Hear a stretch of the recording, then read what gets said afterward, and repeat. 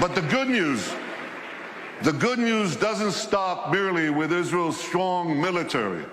It continues with Israel's strong economy. It's a tremendously strong economy. And I'll tell you, we made it stronger by moving Israel to free market principles, which unleashed the spark of genius embedded in our people into innovation, entrepreneurship. And there's a revolution taking place. This couldn't happen at the better time. Look at the 10 leading companies in 2006. 5 energy companies, one IT company, Microsoft. And a mere 10 years later, 2016, a blink of an eye in historical terms, it's completely reversed. 5 IT companies, 1 energy company left. The true wealth is in innovation. You know these companies, Apple, Google, Microsoft, Amazon, Facebook. Guess what? They all have research centers in Israel. All of them. Major research centers. And they're not alone. There are hundreds more. And there's a reason. Something is going on.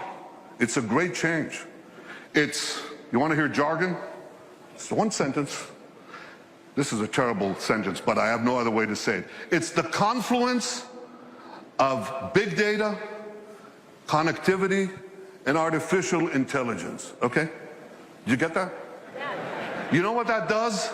It revolutionizes old industries and it creates entirely new industries. So here's an old industry that Israel was always great in, agriculture. We're always good in agriculture.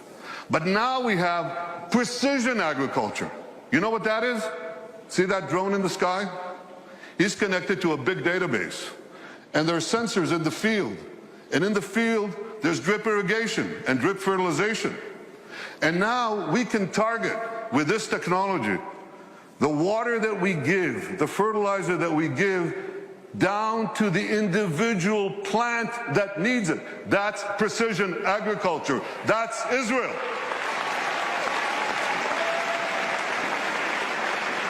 Unbelievable.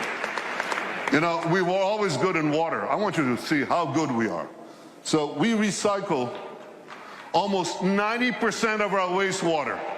The next country with less than 20% is Spain. You can see how Israel, what it does for water, what it does for the environment.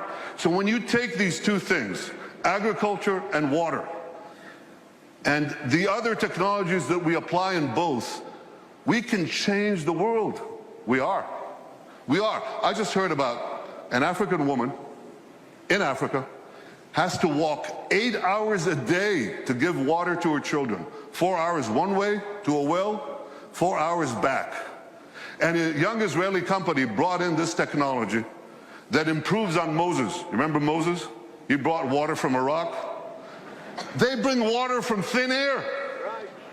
They bring water to Africa, to millions of people in Africa.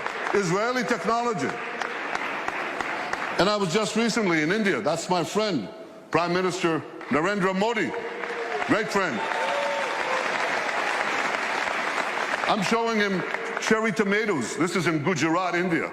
This is Israeli technology. And what I heard there was fantastic. Farmers came from the region.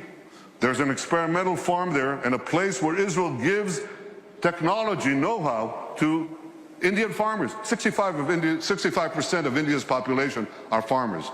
And one farmer after the other gets up and says, because of Israeli technology, I've increased my crop yields and my income 3 times, 4 times, 5 times. Israel is changing the world in India, in Asia, in Africa, in Latin America, everywhere.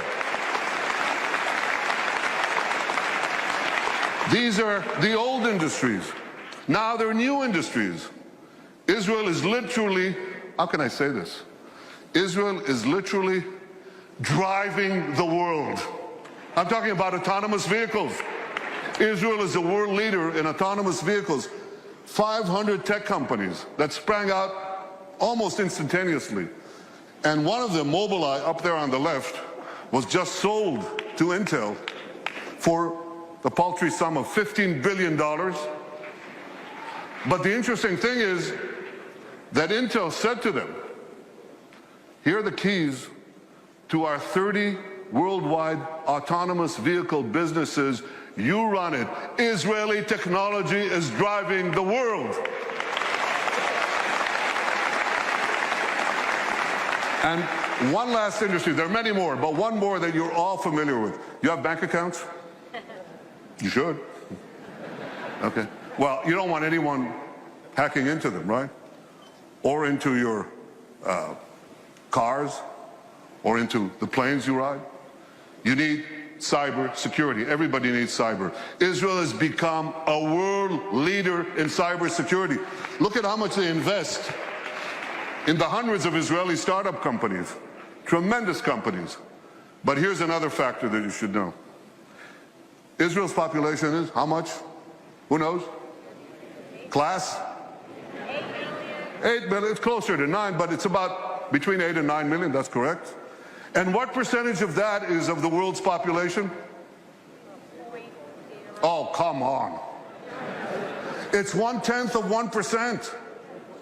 So what percentage do we get of the world global investment in cybersecurity, in private investment in cybersecurity? We're 1/10 of 1% of the world's population, and we get a whopping 20% of global private investment in cyber. We're punching 200 times above our weight. Not 2 times, not 10 times, not 100 times, 200 times above our weight. That's one heck of a punch. Very strong.